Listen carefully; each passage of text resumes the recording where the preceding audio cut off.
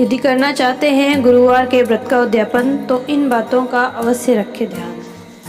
नमस्ते दोस्तों, मैं अनुराधा त्रिपाठी आप सभी का स्वागत करती हूँ अपने चैनल में, जिसका नाम है अंश ज्ञान। दोस्तों, यदि आप भी गुरुवार के व्रत का उद्यापन करने के बारे में सोच रहे हैं या करना चाहते हैं तो उद्यापन में इन बातों का आपको अवश्य ध्यान रखना चाहिए। दोस्तों, जब भी आप कोई व्रत करते हैं तो उस व्रत के पूरे हो जाने पर उस व्रत के लिए की गई आखिरी पूजा को ही उद्यापन कहा जाता है। अतः ये आखिरी पूजा बहुत ही महत्वपूर्ण होती है।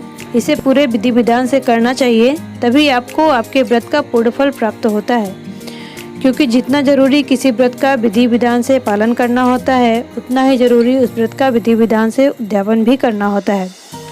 और उद्यापन करते समय तथा उद्यापन के दिन आपको कुछ विशेष बातों का ध्यान रखना भी आवश्यक होता है, जैसे कि उद्यापन कब करें, उद्यापन के लिए कौन कौन सी सामग्री की आवश्यकता होती है, पूजा कब और कैसे करें, कितने ब्राह्मणों को बुलाएं, क्या दान करें, व्रत का पारण कब करें, उद्यापन वाले दिन क्या करना चाहिए और क्या नहीं करना चाहिए।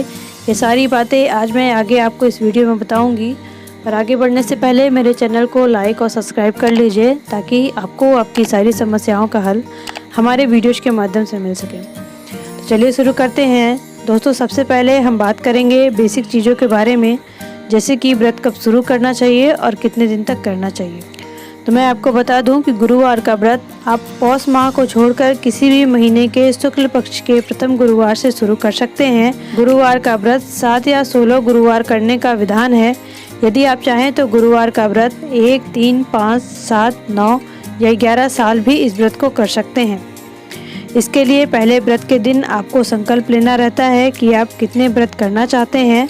उतने व्रत के पूरे हो जाने पर आपको व्रत का उद्यापन करना रहता है। इसके बाद यदि आप फिर से रखना चाहते हैं गुरुवार का व्रत, तो अगले महीने के शुक्ल पक्ष के प्रथम गुरुवार से शुरू कर सकते हैं। अब आइए जानते हैं गुरुवार व्रत के उद्यापन में क्या सामग्री की आवश्यकता पड़ती है। सामग्री इस प्रकार है: चौकी, केले के पत्ते, मंडप बनाने के लिए, पीला कपड़ा बिछाने के लिए, भगवान विष्णु की प्रतिमा, अबीर, रंगोली के लिए, पूजा के लिए तुलसी, शंख, पंचामृत, जल, तांबे का लोटा, हल्दी, लौंग, इलायची, मिश्री का पान का बीड़ा, हल्दी, कुमकुम, पीला फूल, पीला वस्त्र, जनेऊ, घी का दीपक, रुई की बाती, गुरुवार व्रत की किताब, हवन की सामग्री, मिठाई, भोग इत्यादि। दान के लिए गुड़, चने की दाल, हल्दी, केले, पपीता, पीला वस्त्र, ये सारी चीज़ें अपनी सामर्थ्य के अनुसार आप खरीद सकते हैं। साथ में ऋतुफल भी अवश्य खरीदें। अब आइए जानते हैं पूजा के बारे में। दोस्तों, कोई भी व्रत का उद्यापन हो विधिवत करना चाहिए, अतः आपको उद्यापन की पूजा के लिए एक कुशल पंडित को अवश्य बुलाना चाहिए। परंतु यदि आप खुद से उद्यापन करना चाहते हैं तो जिस दिन आपको उद्यापन करना है उस दिन सुबह ही उठें, नहा धोकर स्वच्छ पीला वस्त्र धारण करें। सुबह ही रंगोली, मंडप इत्यादि बनाकर भगवान की चौकी स्थापित करें। भगवान की पूरी षोडशोपचार विधि से पूजा करें और जो भी सामग्री आप उद्यापन के लिए लाए हैं वो सारी सामग्री भगवान को अर्पण कर दें और हवन इत्यादि जरूर करें। फिर भगवान से प्रार्थना करें कि हे प्रभु, आपके जिस व्रत का संकल्प मैंने लिया था वह व्रत आज पूर्ण हुआ है।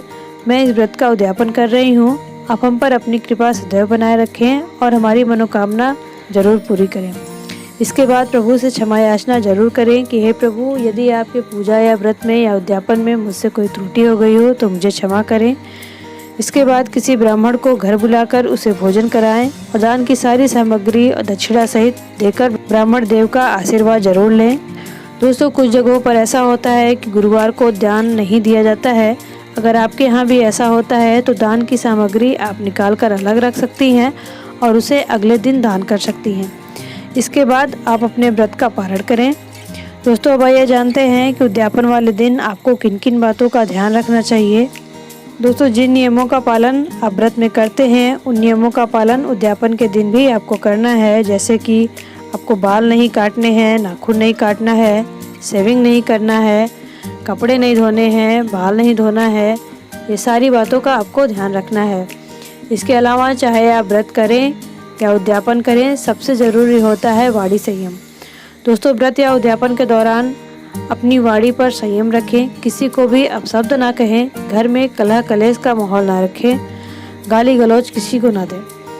पूरा दिन भगवान के ध्यान में रहें और उन्हीं में मन लगाएं। दिन में शयन ना करें, ब्रह्मचर्य का पालन करें। उद्यापन वाले दिन घर की विशेष साफ सफाई इत्यादि ना करें, अर्थात घर में पोछा नहीं लगाना चाहिए। और जो आपने प्रसाद में केले चढ़ाए थे उन्हें घर परिवार में बांट दें, दान कर दें, खुद ग्रहण ना करें, क्योंकि आपने केले के वृक्ष की पूजा की होती है, अतः ये वर्जित है। और साथ में आपको गुरुवार के व्रत में या गुरुवार के व्रत के उद्यापन के दिन आपको नमक का सेवन नहीं करना है। और एक ख़ास बात मैं आपको बता दूं कि गुरुवार के दिन दक्षिण दिशा में यात्रा करने से सदैव बचना चाहिए। इस दिन दक्षिण दिशा में दिशाशूल रहता है, अतः दक्षिण दिशा की तरफ यात्रा न करें। तो दोस्तों, ये तो हुई गुरुवार के व्रत के उद्यापन में ध्यान देने योग्य कुछ विशेष बातें। आज के लिए इतना ही। अगर आपको ये वीडियो पसंद आया हो तो मेरे वीडियोज को प्लीज़ लाइक करें, मेरे चैनल को सब्सक्राइब करना ना भूलें और आगे के वीडियोज को देखने के लिए बेल आइकन को दबाएं।